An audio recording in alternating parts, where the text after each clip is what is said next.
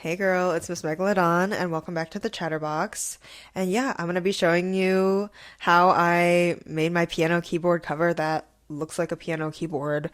I made it because I just kept getting dust on it, and I want to keep her nice, you know what I mean? So let's just get started on how I did it. I drew up this like plan here, and the idea is that I just want to have a center panel, a front panel, two side panels, and then like a back panel. But because I have a like music stand that goes in the middle, I'm not going to be covering that part up. So obviously I have to measure the keyboard and take the measurements of the keys to just see what I got to work with. And this fabric is actually from a past project that I never did. It's a skirt. I just don't think I would wear it, to be honest, these days, so figured I'd put it to better use. And yeah, that was the dimensions of the keys. Hopefully you can see it. And yeah, it was supposed to be a tiered skirt, so I had sewn all the fabric together, but it was way too hard to pick with the seam ripper, so I just decided, like, nah, scissors are coming in. Scissors are gonna be the friend we use today. So yeah, I cut all of the fabrics apart just because my plan from the start was to do like a quilted patchwork sort of deal. So yeah, that's like the look I wanted to go with for the skirt, to be honest, to begin with. But yeah, that's just gonna be translated over to this piano cover because, like I said, I just wouldn't wear this. And yeah, there's like 7 different types of fabric, as you could see here, but I only ended up using 6 of the piles. I didn't use the one in the upper left just because, like, I didn't like it. But yeah, I decided that I was going to cut 2x2 inch squares out of all of them, and it would just be easier to do if I ironed it first. So yeah, 2x2 inch squares for the patchwork quilt. And I'm not doing anything fancy like a pattern or nothing. I'm just doing random assortment. So yeah, the cutting part took a long time, I'm not gonna lie. It was pretty tedious, but we got it done.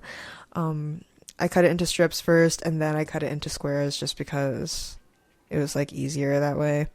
But make sure you're switching up where you're cutting on your cutting mat so you don't like wear it out in one spot, because that's like what I almost did a couple times. So yeah, be careful, girls.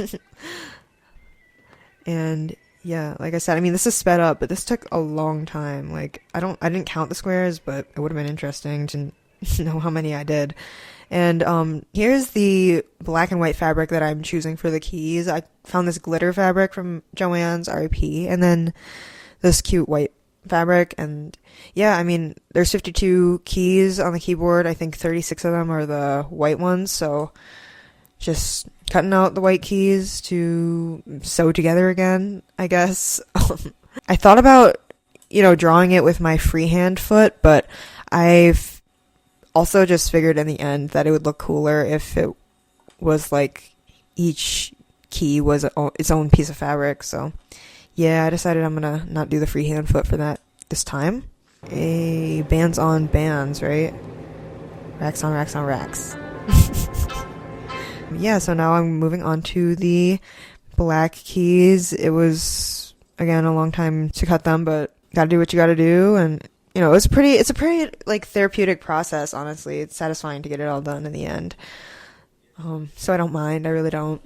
So yeah, then I just started chaining all of the white keys together. I guess it really didn't make too much sense to do it in the end, but it was just easier because I didn't have to cut the thread so much after each time. Chaining is just when you, like, attach the pieces without cutting the thread in between, and you wait till the end to do that.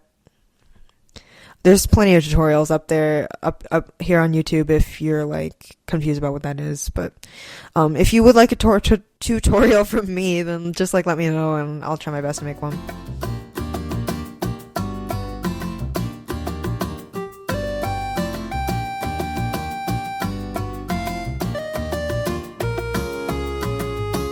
So yeah, I decided against ironing these ones because I liked how puffy they were.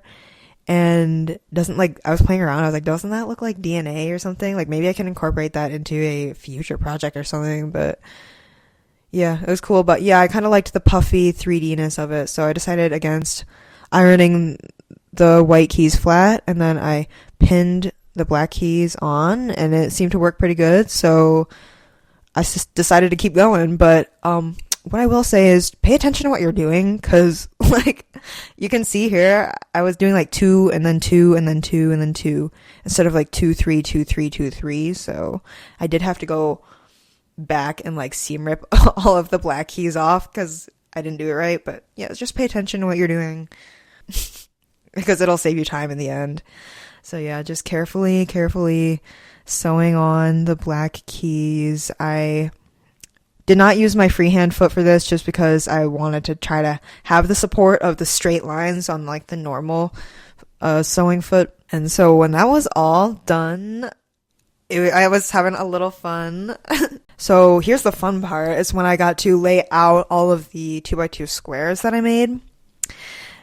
And I'll link a video in the description to like the way that I gathered them up to plan for the chaining together, because I basically chained all 3 rows together, making sure that the 2x2 squares were in the same orientation as I laid them out. But as you can see, I mean, like, I thought I measured it out right, since they're 2 inches by 2 inches, I thought I counted, but apparently I was a little short, so I just added on to the end there. And yeah, and as you can see, my keyboard was overhanging a little bit. It's a little too long, so if you do this project, just measure more accurately than I did if you care not to make it too big. I ironed each strip in alternating directions to try to lock the seams together more flat, but it actually ended up not really mattering because I didn't do it for the other panels, and like it didn't really make a difference. So yeah, I just sewed them together with a straight stitch, and that was pretty much it. It